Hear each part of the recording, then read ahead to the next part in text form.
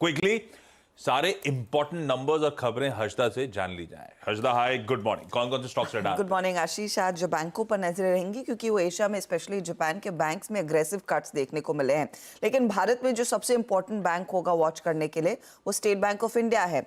नतीजे आ चुके हैं और Q1 में आप कह सकते हैं ब्याज से आय और मुनाफे का जो आंकड़ा बढ़कर जरूर आया है लेकिन उम्मीदों पर खरा नहीं उतरा है। सिर्फ 1% तक की ग्रोथ है मुनाफे में।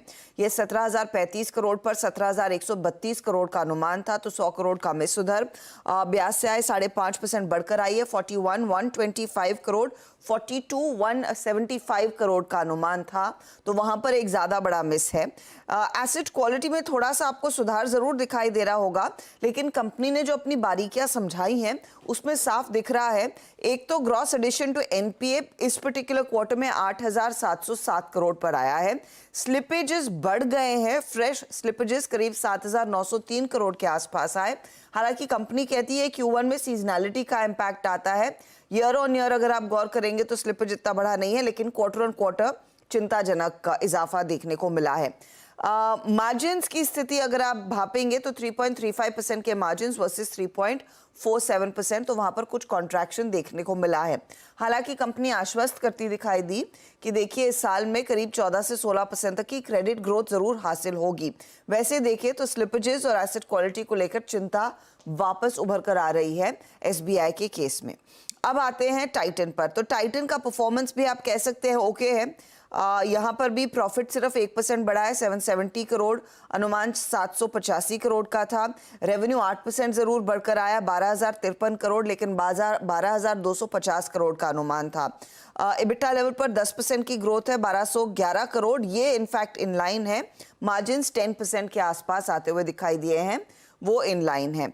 ज्वेलरी बिजनेस में रेवेन्यू में 9% का इजाफा जरूर देखने को मिला है, लेकिन कंपनी कह रही है जो स्टडेड ज्वेलरी का सेंटिमेंट है वो थोड़ा सा फीका पड़ता हुआ दिखाई दिया है।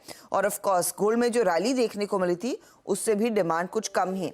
साथ ही जो वेडिंग डेज की संख्या थी इस क्वार्टर में कम थी, तो उसका भी इंपैक्ट पड़ा है लार्जली ज्वेलरी सेगमेंट पर। वॉचेस वेरेबल 14% की ग्रोथ ईयर ऑन ईयर दिखा रहे हैं और आयव्यय बिजनेस करीब 3% तक की ग्रोथ ईयर ऑन ईयर दिखा रहा है। ब्रिटानिया के केस में नंबर्स पर अगर आप ध्यान देंगे तो प्रदर्शन आप कह सकते हैं ओके है। 506 करोड़ के आसपास का प्रॉफिट का आंकड़ा, 11% का इजाफा है। रेवेन्यू 6% बढ़कर आया, इनफैक्ट रेवेन्यू उम्मीद से बेहतर है, 4,250 करोड़ पर जो आया। EBITDA में 9% तक की ग्रोथ कंपनी ने दर्ज जरूर की है। मार्जिन स्टेडी है 17.7% पर। हालांकि एक्सपेक्टेशन थी कि इस बारी मार्जिन बढ़कर 18% के बियॉन्ड जाएंगे। डोमेस्टिक वॉल्यूम ग्रोथ 8% पर आई है, 7 से 8% का बैंड था, तो वो higher end of the band company ने अचीव किया है। कंपनी ने कहा है कि रूरल मार्केट अर्बन मार्केट से ज्यादा फास्ट ग्रो होता दिखाई दिया है और अपना डिस्ट्रीब्यूशन फुटप्रिंट इन्होंने भी मजबूत किया है रूरल डिमांड को और बूस्ट करने के लिए, जैसे डाबर ने भी किया था। तो ये 3 दिग्गज कंपनियां हैं और इसके साथ में आप डीवीज लैब को भी जोड़कर देखेंगे। डीवीज के केस में भी आप एक मिस ही कहिए। मुनाफा 21% बढ़ा है 430 करोड़ पर, लेकिन 480 प्लस करोड़ के अनुमान था। 19% रेवेन्यू ग्रोथ, 2,118 करोड़ का फिगर, ये एक मिस है। EBITDA 23% बढ़कर आया 622 करोड़ के आसपास, ये भी एक मिस है।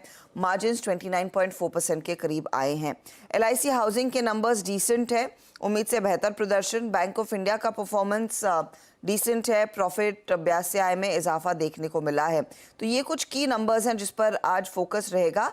साथ ही इंफ्रास्ट्रक्चर कंपनियां जहां पर कैबिनेट ने अप्रूवल दे दिया है कि 8 important national highway speed road corridor projects को, और वहां पर करीब 50,000 करोड़ तक का खर्च आता हुआ दिखाई देगा। तो इंफ्रा कंपनी, रोड इंफ्रा से जुड़ी हुई कंपनियां आप वैसे भी फोरफ्रंट पर रखेंगे। ओके, रखिए इन सबको रडार पे। डायरेक्टर साहब, डॉलर येन दिखा सकते हो एक बार आप?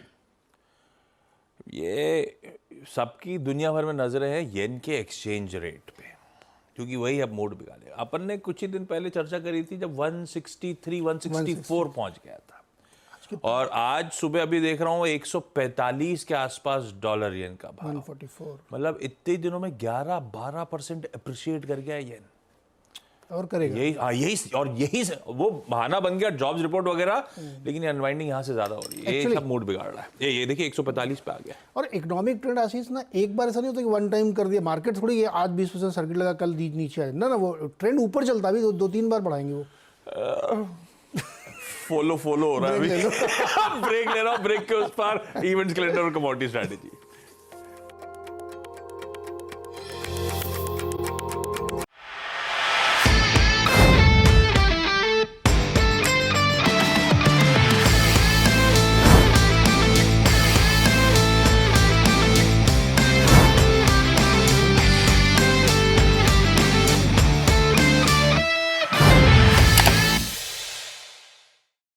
बता दें कि मनी कंट्रोल पर दिए गए विचार एक्सपर्ट्स के अपने निजी विचार होते हैं। वेबसाइट या मैनेजमेंट इसके लिए उत्तरदायी नहीं है। यूजर्स को मनी कंट्रोल की सलाह है कि कोई भी निवेश निर्णय लेने से पहले सर्टिफाइड एक्सपर्ट की सलाह लें।